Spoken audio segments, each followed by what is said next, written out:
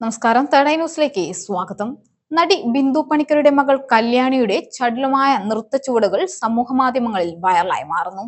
നർത്തകൻ അഭിഷേക് ഉദയകുമാറിനൊപ്പമാണ് കല്യാണിയുടെ തകർപ്പൻ ചുവടുകൾ. നൃത്ത സംവിധാനം നിർവഹിച്ചിരിക്കുന്നതും അഭിഷേക് തന്നെയാണ്. കല്യാണിയുടെയും അഭിഷേകിന്റെയും പ്രകടനം ചുരുങ്ങിയ സമയം കൊണ്ട് തന്നെ വൈറലായി മാറിയിരിക്കുകയാണ്.